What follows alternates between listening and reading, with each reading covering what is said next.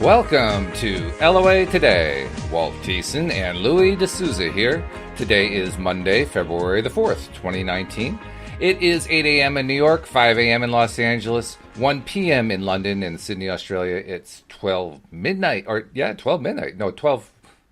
Do I have it wrong? Yes, 12 midnight. That's right. I get confused sometimes. That's okay. It's the beginning of the week. I'm allowed to be confused for a moment. Anyway, thank you for joining us for another edition of LOA Today, your daily dose of happy. And we are starting the week off with an interesting little project that Louis had us do for the week. And I'm going to be curious to see what anyone might have come up with who is listening to the live stream today.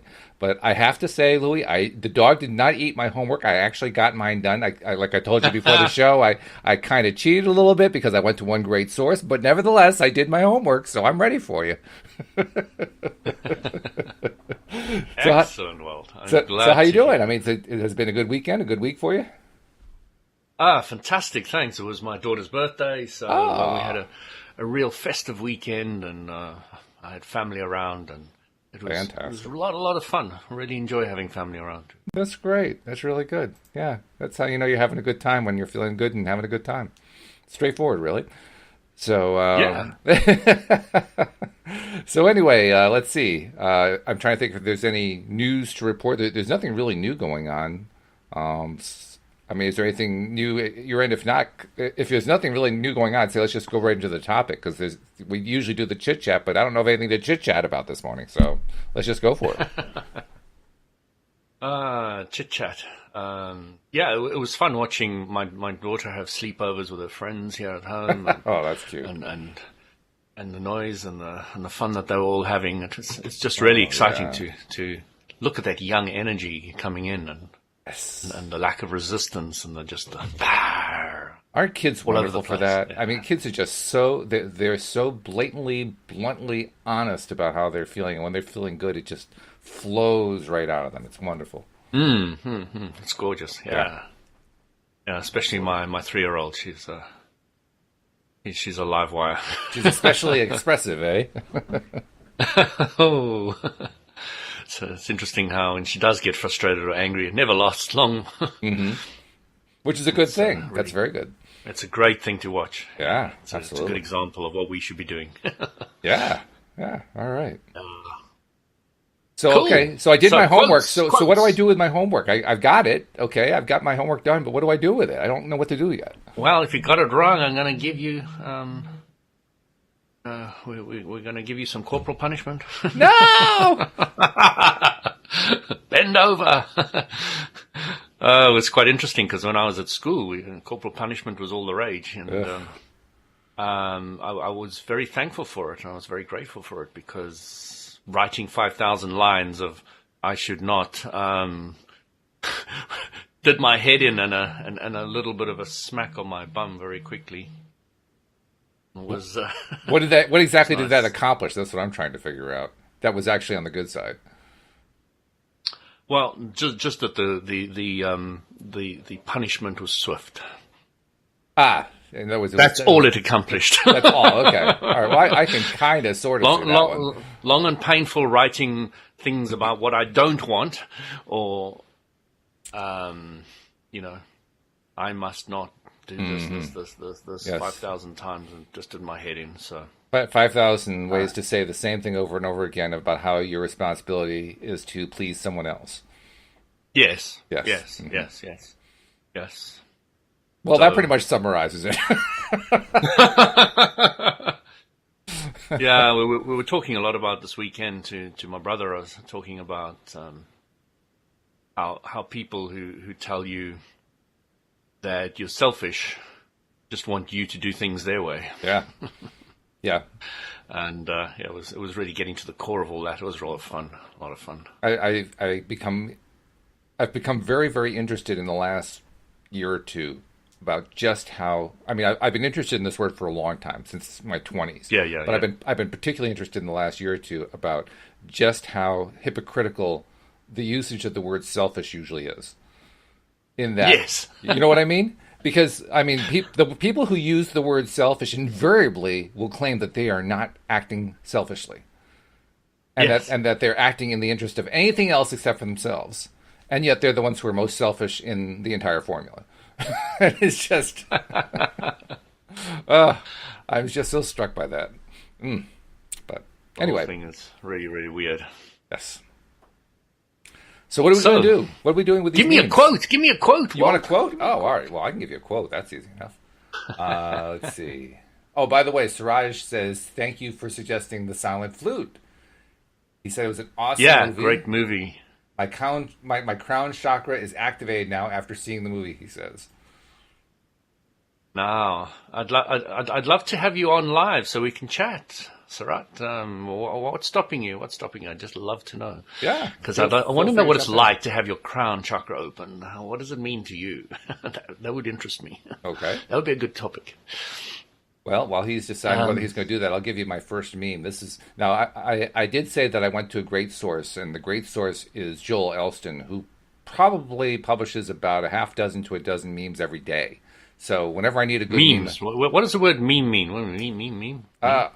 It memes. Memes.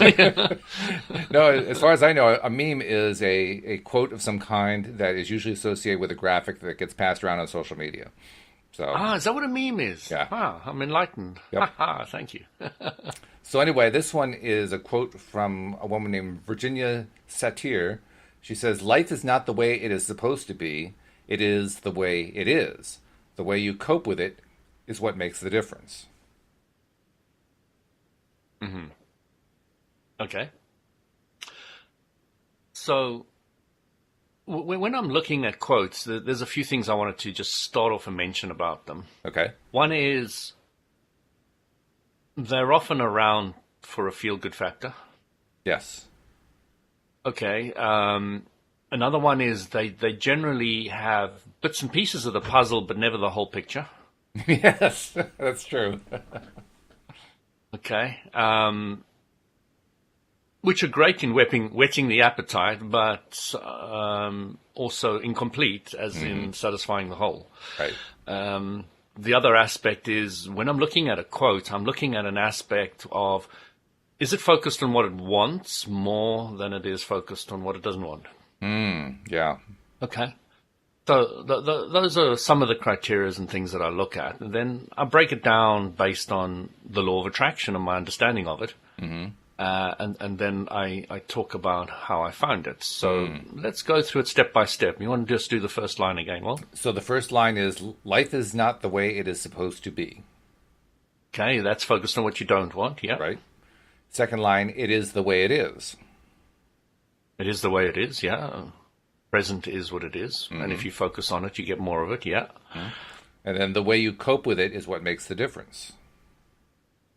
So coping with it is focused really on what you don't want or want. Depends how you look at it. But it's not painting a clear picture of where you want to go. No. It's hinting at it. It's hinting at it. Yep. But it's not quite saying, don't focus on your reality, because if you do, you're just going to get more of it. And unless it's a great reality, then you can focus on it. But if it's not a great reality, you really don't want to be spending much time focusing on where you're at, but you really want to be focusing where you're going. So, yeah, looking at that, Louis' thumbs up or thumbs down on that quote. I would say it's about a 44 and 60 against. Okay. All right. Yeah, next. Well, actually, we've got one from Sarah, and it's a very simple one. Be happy with nothing, and you'll be happy with everything.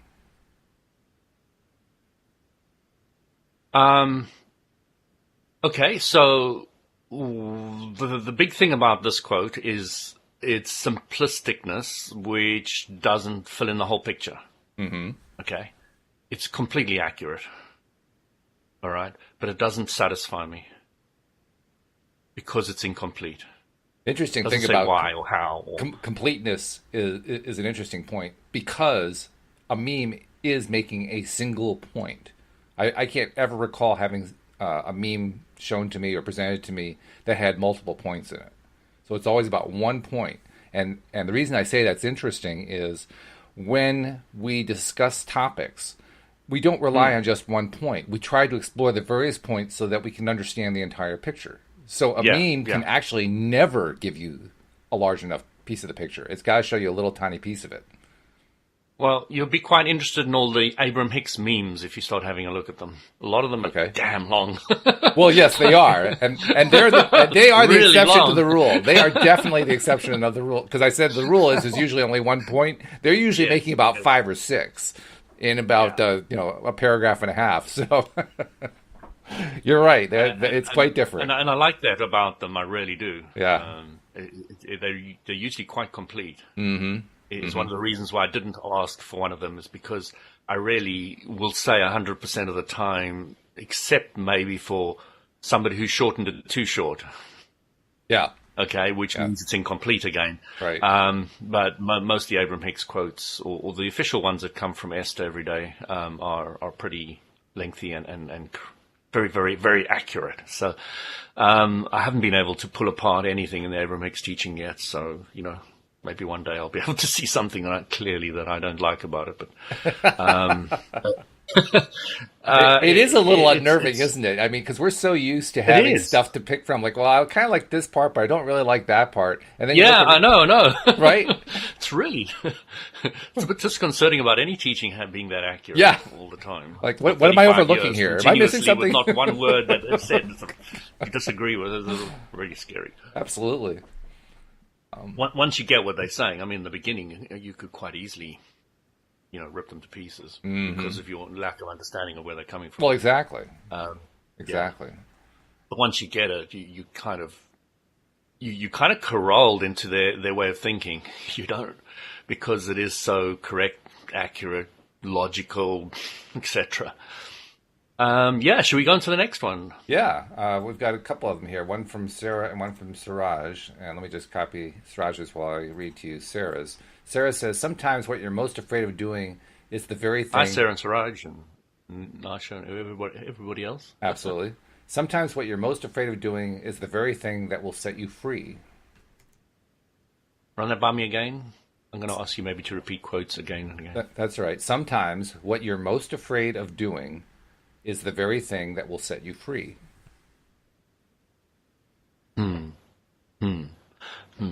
So it's so incomplete, I want to puke. Okay. I just want to thank you for basically insulting Sarah with the quote that she brought to us.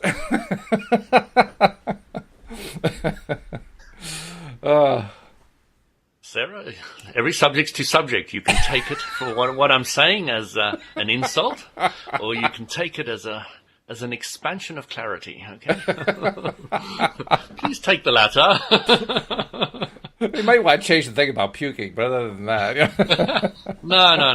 You're going to stick with There's puking. certain quotes like that really get my goat. Let's repeat it so we can go through it. Okay, so you want me to read it again. It says, sometimes what you're most afraid of doing is the very thing that will set you free.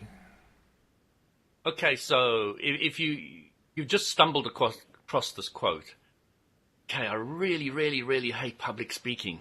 It's going to set me free? God, no ways.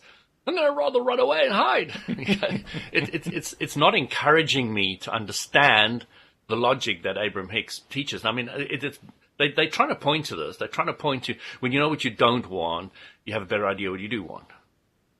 Mm-hmm. Yeah, that's what this is trying to point to. Right. All right, but it's not getting there for me. It's not. I don't know. A lot of people kind of think those things are cute, but it just really annoys me.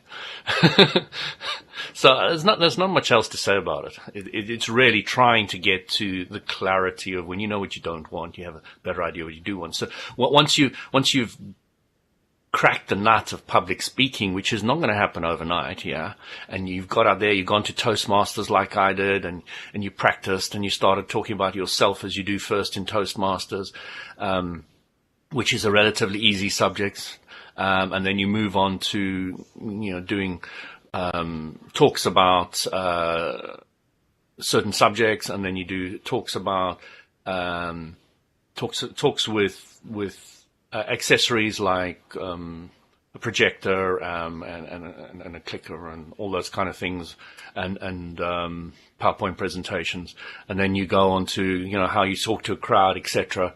And then after a year or two, you pop out with your little certificate. I'm a Toastmaster, like I've got, and I've seen the transformation of many of the guys that came there. I needed to discipline myself and to polish myself up. I was never scared. That was never one of my fears, as public speaking. So it was really, really interesting to watch how the transformation of many people was in the public speaking, to go from what they didn't want all the way through to, quite a competent speaker. And it's fantastic and it's beautiful to watch. So yes, it is a true saying, but it's not clear. It's the lack of clarity in these short quotes that really, really get to me. So okay, the objection here is really about the shortness of the quote, because it isn't giving a lot of description. Yes. Okay. Yes. Well, I can understand that, because I also can I can read that quote and I can fill in the blank. And actually, that's kind of what I think memes are about. They're about encouraging the person to who's fill in reading the blanks, to fill in the blanks, knowing that each person is going to fill in the blanks a little bit differently. Differently, yeah. And that's actually the good part of what a meme does. Is it something that could be a little bit more clear? Yeah, it could be more clear, but I'm going to give it more points than you do, I think, because no, I think so. And Walt, I love that, because we're all different. We are all different. We are. I'm going to give it more points. I'm a little harsh. I really want things clear. That is my real focus in life. I want simplicity. I want clarity. I want everything to have the base philosophy. I do too. I just think I'm the one who has to make it clear. Yeah. I don't expect somebody else to clarify for me. So when I read something like that, I say to myself, I completely what can I do to make that clear? And for me, making that clear is pretty simple, because I can think of many situations where I have been trying to get myself past point X, where point X is some point of resistance, some kind of a block, some kind of something that for whatever reason is stopping me, and I'm trying to find a way around it or through it or over it or whatever. And that's when it's most useful for me to remember that, I may be afraid of it, but that's where I'm going to be able to have my breakthrough. Mm-hmm. That's what I think of when I read that. So for me, I'm curious, Qualt, have quotes ever given you a breakthrough? I'm the one who gives myself the breakthrough. What quotes do for me is a good one will help me to feel more confident to follow through and have the breakthrough. So have any quotes helped you follow through to get the breakthrough? That's not what I said. What I said is they will help me feel better about it, so I can follow through and have the breakthrough. The question is, does it help me feel better? Do you think any quotes have been instrumental, or maybe you have to rephrase it, in getting the momentum up to help you break through something? To the extent that they help me feel better, yes. But only to that extent. That's what the point of a quote is, I think. A meme. The point of a meme is to help me feel better. Because, like Abraham teaches us, when we feel better, that's when we're able to do our best attracting. And we're the ones doing the attracting. So once we get to feel better, everything else we're doing ourselves. It's us. And it's not doing in the sense of necessarily of going out and doing something. It's an internal doing. But we're the ones who are doing it. A quote is simply a way of helping us to get started. Let's just start with this process of feeling better, and then getting to the point where we can do the thing we want to do next. Mm-hmm. So I've been looking at them wrong all my life. No. I really, really, really like what you're saying there. And to be honest, I think maybe I look for too much in a quote. I look for more than it's meant to give. You look for what you need to look for. Yeah. So let's go to the next one. Let's chat about that. All right. This is from, let's see, who gave me this one? Siraj gave me this one. Positive energy to your thoughts gives positive results. Negative energy to your thoughts gives negative results. Good. That's pointing in directions which I really like, which is very core. And the core thought is thoughts create your reality. Mm-hmm. Now, that is, to me, absolute prime. So I really like that. And I've really liked the quotes that I've seen him put on the Facebook group, and the clarity with which he's presented many replies to a lot of the questions there.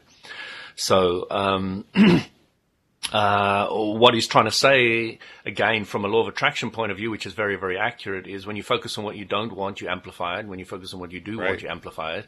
Really like that. It's very short, and it's very succinct, and it's very accurate. So, you can have short ones that are already accurate. So that one gives me like a 9 out of 10 or 10 out of 10 feeling. Actually, now that you mention it, one of my favorite quotes of all is 3 words long. Oh. It's from Mike Dooley. Thoughts become things. Yeah, fantastic. I love that one. Yeah, yeah. Well, what did your Ford guy say? He said something... Henry Ford? Yeah, it's a great quote. Oh, I know which one you're thinking of. What was that quote? Popular. Yeah. Somebody will come up with it. Don't worry, we'll move on. Whether you think something like whether you think you can or you think you can't, either way, you're right. Right. Yes. Yeah, something along that line. Yeah. If you think you can or if you think you can't, you're right. Exactly. Yeah, something like that. And I love that one. It's true. Very accurate. It's very true. Yeah. The only thing I'm not 100% sure of is whether Henry Ford actually said it. But other than that, oh yeah, that's another. If he stole it or not, that's another point. He's been blamed for it. Put it that way. That's the difficult thing. I mean, I've learned now, if I see a quote that I like, I have to go look it up and see, is it true? Did somebody actually say that the way it was quoted, or did somebody make it up? Mm-hmm. Like there was one really great quote that came out a few years back. It was about government. Government is not reason. Government is not eloquence. It is force. And like fire, it is a dangerous servant and a fearful master. It was attributed to George Washington. And it was attributed to him in his second inaugural address. Problem is, he never said it. And if you look at the second inaugural address, it's not in there. But other than that, it was a good quote.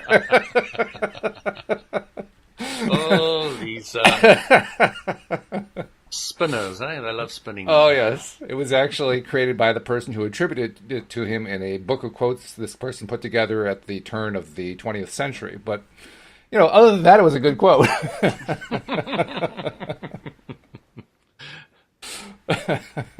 Stop being afraid of what would go wrong and start being excited about what could go, I imagine, right. Mm. Yeah. Yeah, that's a good one. Yeah, again. So you'll see a lot of quotes talk about the contrast.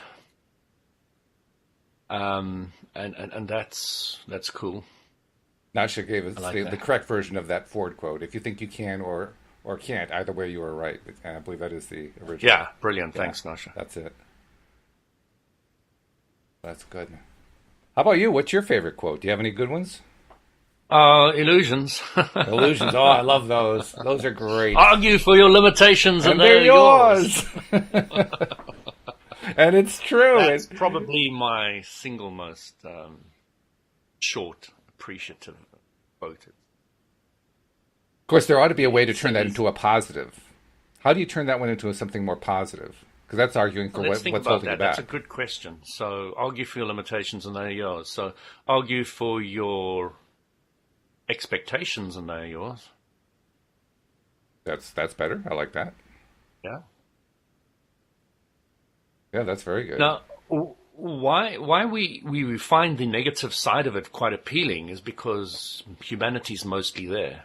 Oh, yeah. Okay, argue for your limitations and they're yours is so appropriate for so many people so much of the time. Oh, no kidding. But argue for your expectations and they are there is not necessarily that often that I could use that one succinctly and quickly and easily in the society. So, but it does have a benefit. The benefit is that it stops you and makes you think. So many of the memes we react to is like, oh, yes, I resonate to that one because I'm so used to the negative. But then we throw something really positive at ourselves and we think, let's see, is there a trap in here? Yes. I love that. It's so, do I have to pay a price for this? Yeah, that's right. How many lashes of that cat and nine tails do I need? So is this a trick question? We are a suspicious lot. Yeah, I mean, until Abram pointed out with quite a lot of clarity how you can have your cake and eat it, it wasn't wasn't necessarily something that I believed in at all. What changed? Don't forget you're human. It's okay to have a meltdown. Just don't unpack and live there. Cry it out and then refocus where you were headed. Okay. So I really don't enjoy this statement. To err is human. Don't forget you're human. It's kind of saying, you don't really have to focus on what you want, where you're going. You're just human. You're going to make blunders, and it's always going to be wrong, or it's often going to be wrong, or kind of like a bit of an excuse in my mind to often put that saying, we're human. To err is human. So, not hugely fond of that. I can see where it's going. It's not a problem. It's okay to have a meltdown. Yeah, so it's okay to know what you don't want. That's a very important point. Mm-hmm. It's really, really cool, it's clear. Just don't unpack and live there. So when you know what you don't want, don't stay there. Mm-hmm. Good, I like it. Mm-hmm. Then refocus on where you're headed. Perfect. So I really like that quote. It's really digging into know what you don't want, know where you're going. So, which is the basics to the physical experience. So just to go back to my epiphany that I had was, I always understood as a kid that the contrast in the physical universe was your teacher. So I knew that, without light there'd be no darkness, without a valley there'd be no mountain, et cetera, et cetera, et cetera. So, but I never knew how it transferred into a human. Nobody explained to me with simplicity and clarity what the contrast looks like in a human experience until Abraham Hicks said, when you know what you don't want, you have a better idea what you do want. And that, to me, was an absolute utter epiphany of how the contrast manifests in a human's life. Yeah. And I never saw that before. It was a complete blank in my life. I did not see that. I might have had some kind of picture of it, but not with that kind of clarity. That's true for a lot of Abraham. I would say probably 70, 80% of Abraham has that kind of quality for me, of filling in blanks and looking at things in ways I'd never looked at before and realizing that it was all true and being blown away by, how did I miss that? Yes. Yes. It's scary in its simplicity, and then on one side, it's really understandable why your emotions or your guidance would be hidden from the masses. Yeah, it makes a complete sense to me. But Anthony and Astrid, Astrid, so sure. Jinshinjutsu, yep, sister-in-law. So Anthony and Astrid were here yesterday, and we were having a chat, and we were all getting excited about going on maybe the Alaskan cruise or one of the cruises of the Abraham Hicks thing. So it really felt good to chat about and talk about it and see how much it would be to get there, and all the, starting to look at the logistics of it all, which is really a lot of fun. That's nice. Very good. I'm thinking about the fact that so many of these memes do have that negative twist to it. I can't remember the one that we repeated a little while ago.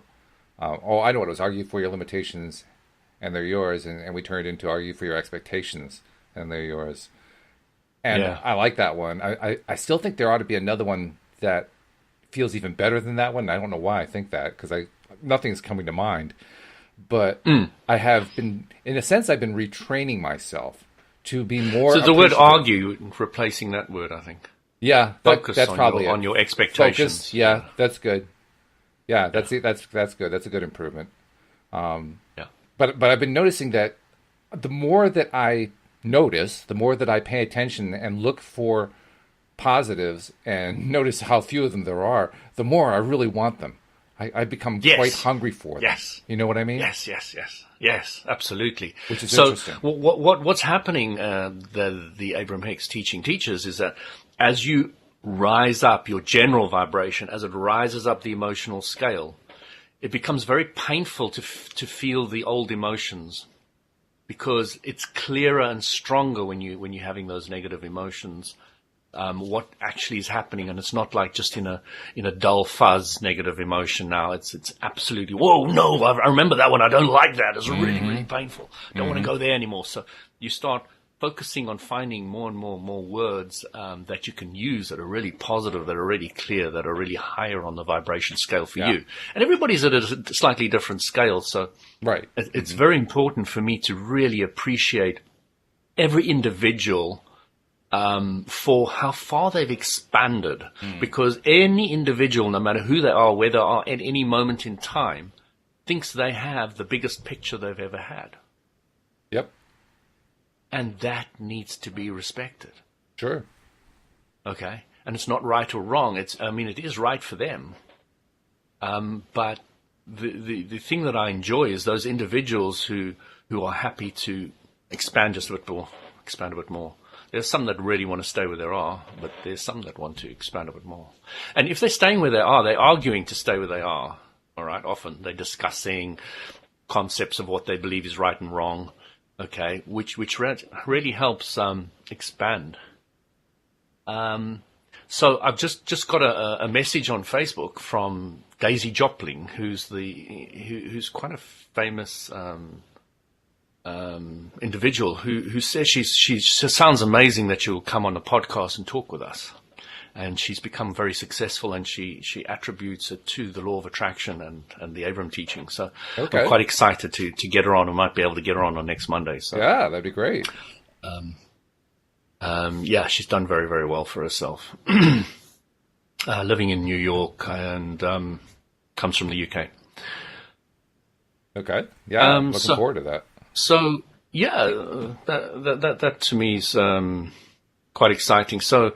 What's another one of your favorite quotes from Illusions? From Illusions? Oh, I'm not sure if it's my favorite, but it's one that stuck with me. Use it or lose it. It's stuck. Well, that's a good one. Yeah. No, the one that really stuck with me was everything in this book may be wrong. Yes, I love that one. And I like to say that at the end of every podcast. Everything I say may be wrong. To be perfectly honest, when I read it, it really pissed me off. Like, oh come on, no, just sell out your entire set of ideas here. That's what it felt like to me when I first read it. Oh, he's giving you the opportunity of endless expansion. That's what the gift of that statement is. You've been using the word expansion a few times, and it's created a question in my mind. And I think I know what my answer is, but I'm curious to know what yours is. Abraham talks about expansion a lot. It's a key concept in their overall model of how life works. Is contraction ever a part of the equation? Yes. When you know what you don't want, you're contracting. So contraction is actually something that happens quite a bit. Which is very, very key and the tool we use for expansion. That's the contradiction which makes sense when you understand it. So in other words... When you really, really, really have been told that you can't speak to other men and you've got to stay in your room and you can't go out and you can't do this, and if you do speak to other people you get beaten and all those kind of things, then you really know what you do want, don't you? And then you have a very good idea what you do want. You start getting clearer and clearer and clearer what you do want. Yeah, you probably want to take a stick to the person who wants to beat you, but I understand your point. That's going up the emotional scale. It is slightly, but it is higher. Not recommending you stay. Not recommended. No, not recommended. But you need to go through that, maybe. Yes. So contraction actually becomes the basis for massive expansion. Is where I was going with it. Yeah, massive contraction goes into massive expansion. It's kind of like building up the power of something by squeezing it down and just letting it go boom and explode. Yeah. So another one in Illusions is, you want to know if your mission on Earth is complete. If you're alive, it isn't. Yes, right. Yeah. I'd forgotten that was Illusions. Yeah. Yeah, that is an Illusions quote. Reluctant Messiah. I love that phrase too. It's not really a quote, but it's a good phrase. A reluctant Messiah. It isn't a complete thought for me, and it isn't further enough along the path, so to speak. But at the time that I first read that, it was a phrase that made me feel better because I was still fairly inundated by church, and that was like one of the ways that I felt better about moving away from church. Because when I was moving away from it, I was the only one. I knew of nobody else who was. And that's a fairly lonely place to be. And when you're in that lonely place, you're looking for something to kind of reinforce, like, yes, I am on the right track here. I mean, yeah, inside it, I keep feeling it's on the right track, but everybody I know outside is saying, no, no, no, no, no. So, Walt, from a law of attraction point of view, why do you feel you were the only person doing it? Because in my experience, I was the only one I was seeing who was doing it. What I'm saying, the universal law of attraction brings you what you are putting out. So you. Oh yeah. Oh, you mean why did I come to that conclusion in the first place? Why weren't there more people that were around you that were also leaving their religion? Is what I'm trying to ask. Okay, because the law of attraction brings cooperative components and things that are similar. Yeah. Well, for one, I didn't understand how law of attraction. I'd never heard the term law of attraction at that point in my life. It doesn't matter. The law of attraction was still working. Yeah. Oh, it was, but I had never even heard of the concept by label or by description. I had never heard of it. The closest I'd ever heard of was biblical teaching, and the way the biblical teaching was presented was so distorted that I couldn't have got there anyway. So, I mean, it was really outside of my experience to understand like attracts like. I mean, that was just, it wasn't there. I had nothing that was feeding me that at all. How did I end up with that particular thought process? Because I believed it. I mean, because I had everybody I knew was in a box, in a thought box. In a box, yeah. They were in a thought box, and in that thought box, none of them were growing, none of them were improving. They were all just repeating the same things over and over again, and what they were saying was wrong. And that's everybody I knew. So I expected that's the way it was always going to be. And, of course, my expectation proved me right. Yeah, absolutely. Absolutely. But I had no idea my expectation had anything to do with it. What I was pointing out, Walt, is that your vibration, the universal law of attraction, would have been acting on exactly what you were vibrating, yeah? Mm-hmm. So you were vibrating more about the religion than about the clarity of somebody who is very much leaving it. Okay, if you were in the vicinity of the clarity of somebody who is really leaving it, you would have drawn more of those people to you. And that happened to you, I'm guessing, later on down the line. When your vibration was more clear, then you bumped into more people who were of a clearer vibration of thinking about things that were outside religion, talking about them and experiencing them, and you bumped into the law of attraction, etc. Yeah, that was a good 30 years later. Yeah. Yeah. It was quite some so time. Sometimes your vibration does take quite a while to actually output what you want coming back. And actually, along the lines of what we're talking about here, Beth Ann is asking a question of you. She's saying, this is my question because I've been very anti-church for about 8 years, and I really have only one person, my husband, who is with me on this. That's her question, so to speak. She didn't really actually ask a question with a question mark on it, but she's asking about that. Not so much even asking you, just asking herself.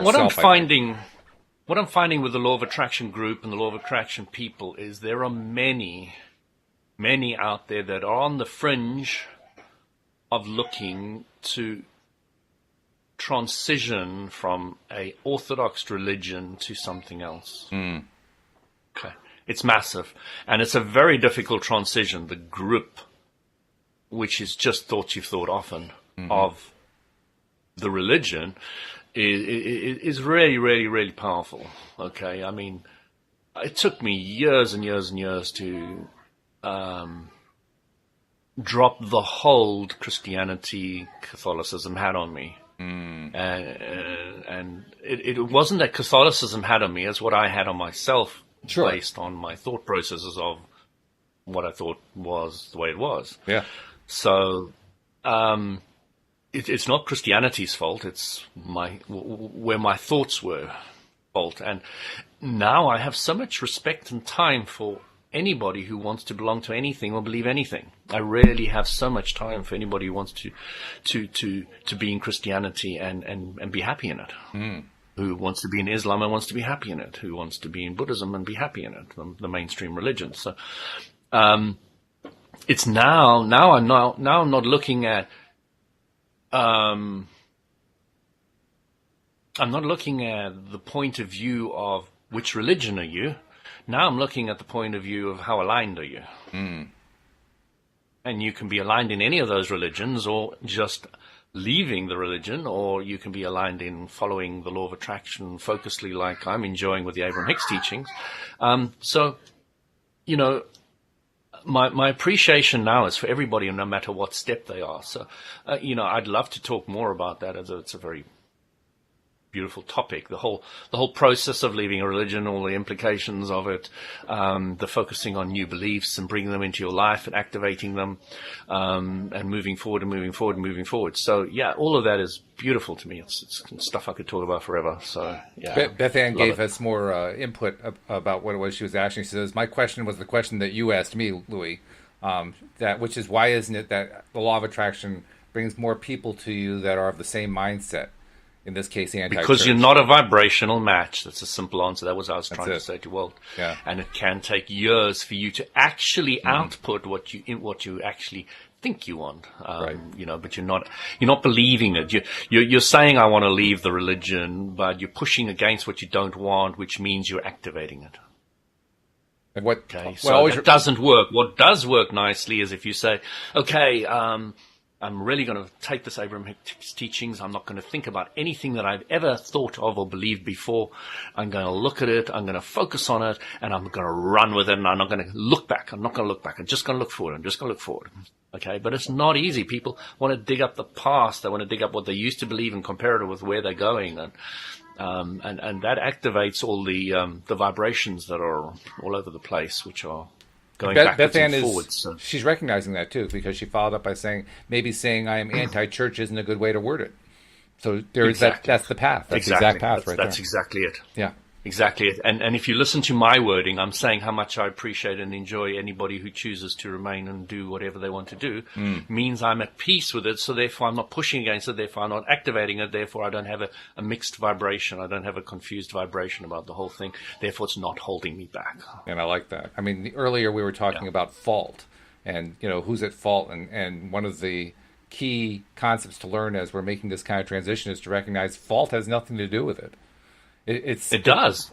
The fault is you and your thinking. Nah, there's no fault. there is no. That's my point right there. You are making my point beautifully. That the moment that we start holding ourselves accountable in terms of finding fault with ourselves is the moment we're being hard on ourselves, and that's the wrong thing to do. What we need to do is be easy on ourselves. We need to let go of all that angst, and the only way to let go of it is to stop beating ourselves up.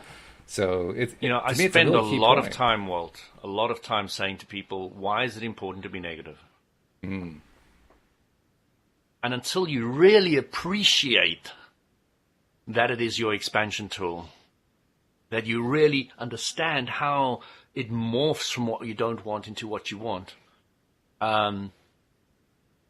we're not taught. We're taught to push against negativity and depression and rage and angst and frustration. We're not taught to see it as an expansion tool. We're just not. It's not part of our upbringing. And it's true. Once people get that, and it's not that easy, okay, and it took me a while. So, is the amount of appreciation I now have for going through the negative experiences that I have on a daily basis, guys. You and me both. It doesn't stop. It doesn't stop. No, it doesn't. I wish it did sometimes, but no, and if it stops, if you want to know if your mission on Earth is complete, if you're alive, it isn't, okay? When you're in the contrasting universe, it will remain. You will still, on the cross, when you're about to be crucified, you'll say, my God, why have you forsaken me, okay? All right, you will do that. You will do that. You will still go through negativity no matter how advanced you've become, because you're still expanding. You're still expanding. Out of that statement Christ made on the cross came a huge expansion, and so it goes on and on and on, and so it is for all of us. Hope that answered the question.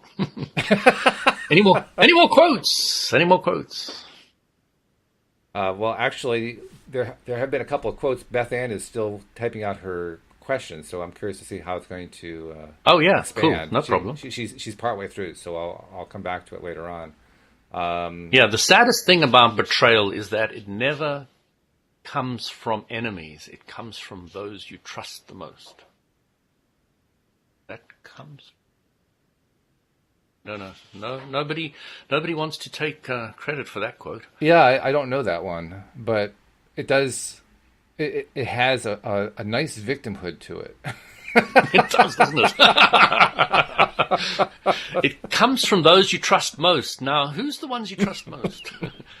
It actually comes from yourself. So, oh my God, it does come from those closest to you. That's true. That's true.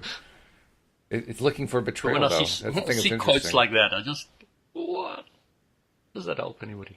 Well, when I see that It word helps by betrayal knowing in what you there, don't want. that betrayal word tells me that the person is focused on the betrayal. You know, why Yeah. I trusted this person and they betrayed me, right? That and I'm so let down by it. Their behavior let me down so deeply and so badly and so Do strongly. you know what I love about betrayal, Walt? What is betrayal doing? What is the gift of betrayal? I give up, Louis. What is the gift of betrayal? Come, Walt, I thought you knew everything. No, not at all. I'm still trying to figure out what the questions are. So betrayal is teaching you not to need anything outside yourself to remain happy. Oh, okay. You see, how beautiful is that? When they That's betray true. you, they're saying, don't look outside at me for your alignment. Remain aligned for no reason at all. Take me out of the equation. That actually I'm would have made a giving good you meme, by the way. Beautiful example. That little thing that you said there about betrayal, that would make a nice little meme. Yeah. That'd be a good one. We can start writing memes. Write them down. Quotes by Louis.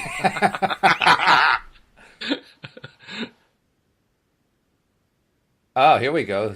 Beth Ann has given us a nice long one. Well, first I'll say what Siraj gave us because it's short. He says, "My therapist told me write a letter to the people you hate and burn them. Did that, but now I don't know what to do with the letters." What? You've got so many of them, have you? I think you may have skipped a step there, Siraj. You're supposed to burn them. Yes. So, Siraj, think about that for a second. What are they asking you to do? Are they asking you to focus on what you want or what you don't want? Okay, they're asking you to focus on what you don't want, and when you focus on it, you amplify it. When you amplify it, the universal law of attraction grabs hold of it and brings you more. Helpful or not? Depends whether you're no. focused on the negative or the positive, whether you're no. focused on the wants or don't wants. Okay, if they put the clause in, don't spend more than 14 seconds on writing that letter or thinking about it, then they might have got somewhere, and then focus on what you want. The rocket of desire that comes out of what, when somebody harms you, it wouldn't it be nice if people were nicer to me, is the rocket of desire. Or if I was horrible to people, wouldn't it be nice if I was nicer to people? So don't go around asking for forgiveness. Don't spend time on that. No value. The value is they've already given you the value. The value is you know what you don't want. Now follow the rocket. That's the value. And if you're following that, you're giving back not only to that person, but to the whole world. Mm-hmm. Yeah, that's true. But I'm not one to jump on the bandwagon of going asking for forgiveness. No. Always Abram by the looks of it. Something else occurred to me, too, while you were discussing that, which is there is a certain quality or often lack of quality that I look for in a meme. And the lack of quality is when I see something being given as advice. And the wanted quality is when people express what is meaningful to them. And the reason that's important to me is I find most often that most advice was not asked for and is wrong half the time. So I really don't want to hear more advice. What I want is to hear what has worked for people. So if somebody says, Now that could be quote advice. X, quote, well, not necessarily. It depends how it's expressed. If they express it as, Depends how it's taken. this is what I found. When I hear this is what I found, to me, that's something I'm much more interested in paying attention to. The moment I hear somebody say, do this or do that, is the moment that I kind of shrink back and saying, yeah, okay, so how I to can work out feel for that, you? Walt. Believe me, I see that all the time. Yeah. Your back hairs go up and your claws come out. Oh, yeah. It's like, do I really want to pay attention to this one? Not so sure. So anyway, Beth Ann gave us her... That's what I enjoy about you.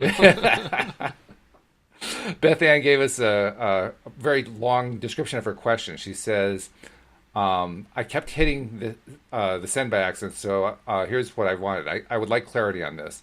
I've always felt bullied in workplaces. I need to work. We all need money, I suppose. I work for an agency as a nurse, so I do get to pick and choose my assignments mostly, but I always seem to go to places where people are mean and bullies. I want to stop attracting this. I've been told to love them anyway, but this is so difficult. What do we have to tell Beth Ann? Well, Beth Ann, number one, my wife's a nurse. Okay, good. So my wife at work is called a witch. Oof. Called a witch because whatever she focuses her attention on, she manifests, and they think it's a bit freaky. And that's what you're displaying here, Beth. You're manifesting what you're thinking. So you're a bit of a witch too. So we all are. We can't help it because the universal law of attraction will attract to us what we're thinking.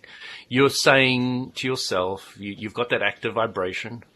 I always go to places that have bullies or something to that effect. Mm-hmm. Okay, so the universal law of attraction feels that because you feel it quite strongly, and it just brings back more of what you want. So you might go to different jobs, different places, different faces, but you take yourself with you. So right. You take the I'm a vibrational match to the bully with you, and off you go, and you go to the new places, and of course the active vibration will bring the person who's maybe not even a bully very much of the time, almost none of the time, will start being a bully around you because you're the active vibration, and they feel it, and they're just playing the game that you're asking them to play, and they come to you and they're a bit angry, frustrated, or want to lash out, and then when the other person who's in a very aligned vibration next to you, they go to them, they'll react to them completely differently. And when you start seeing that clearly in your work, how somebody, you might not have somebody who's too aligned at work, but, if you do, you will see that they never seem to get any shit from anybody. They just don't. I mean, nobody gives me shit. Nobody. I mean, it hasn't done for years and years and years and years. I haven't had nightmares for years and years and years and years. All these things start going. They just vanish. It just doesn't happen. It just doesn't happen. Only Walt gives me troubles, I'm glad that I play that role for you. You try. Yeah. You try. And if I allow you to, you will. if I'm a vibrational match. That's right. So it's very important to understand that you are doing this to yourself. Very brutal, some people would say, and you can't say that to people, but I just give people the truth straight up. It's simple. It's the way it is. And you can't jump to, I'm always going to have nice people in a happy place. Jump to, wouldn't it be nice if I sometimes had less, a nicer environment to go to? Right. Wouldn't it be nice? Wouldn't it be nice? Just write that down and start getting into the feel that, this is something I can believe. I can really believe that I can start manifesting a few more places that are just a bit nicer, just a bit nicer. I'm sure I can manifest that. It's not a big stretch, it's not a big jump. It's just generally negative, and I can go there and I can feel vibrationally comfortable with that statement. Mm-hmm. Yeah. And then you build up, and when you're spending a little time in that, it'll be easier to jump to, wouldn't it be nice if it often happened now? Because it's happening quite often, but it can happen a little more often, and I'm sure of that. And I understand the universal law of attraction, so the more I get into a happy place before I go to work, and I don't worry about anything, and I just let things unfold, because I know my vibration's going to unfold it in any case when I'm doing then I'll go and do that. But I think the hour is up because something's beeping. No, it's not. And then you'll start going to generally positive. So generally positive would look like, now I've had some great times with some great people, and I'm really going to focus on those. They call them bank. When you get different nursing jobs at different places, they call it the bank staff. So when I get different bank jobs at different places, and it's been working quite well now, and I can really see that happening more often now. And then you move up to the place where it's not even an issue. I always get nice places, always get nice people, and everything always works out for me. And I know that now with clarity, and you start living it and feeling it, and it really feels good. So it's so cool. It's like, I don't know why I ever had the problem with that in the first place. Well, I especially like the last sentence that she wrote. She says, I've been told to, quote, love them anyway, unquote, but this is so difficult. And that actually fits the topic. She was a little worried this was not really fitting our topic, but I think it actually does, because I've seen memes that say something to the effect of love them anyway. And I think it's a flawed meme. I think what the meme should say, or would be better saying perhaps, is I've been told to love what I would like them to be anyway. I would change it to, how do I want that person to behave toward me? How do I want that person to be? What kind of person am I looking for? So it's not love who they are right now. I don't have to love who they are right now the way they are. How about loving them the way I would like them to be? How about changing in my mind what kind of behavior pattern I can expect from them? Well, do you know what I see is the flawed premise here? Okay. The flawed premise is, and it's with a lot of quotes, okay? You're over here negative, and I want you to go over here. Love them. I hate them, but I love them, okay? So the distance between here and here is too far. It's not necessarily inaccurate. It's accurate once you've built up that vibrational scale. And it's also not true, because when you're happy, you're going to draw the happy people to you. So you're not even going to get them. So it's not like you're changing them or you're loving the horrible people. It's you're nice, and now you're attracting the nice people, and game over. But you're not pushing them away, and you're not loving them or anything. It's just that you're now a loving, nice person to your whole self and to the universal law of attraction, and it's feeling it, and it's just bringing back the loving, nice people to you. So, I agree with you. It's not something I'd focus on loving them. It's not the way it works. The way it works is you change yourself, and then the appropriate people at the appropriate timing happens. Mm-hmm. So, yeah, that's what's so cool about it. When you understand the law of attraction, when you understand that, it's like, oh my gosh, okay, all right, I really do create my own reality. Mm-hmm. That's what it's saying to me. Right. And I'm really going to focus on where I'm going, not where I am. Mm-hmm. I'm going to focus where I'm going. I know where I am. I'm not even going to look at it. I know where I'm going. I'm going to be just a little more positive, a little more focused on going generally negative, going, wouldn't it be nice if more people were nicer to me? Mm-hmm. Yeah. Simple.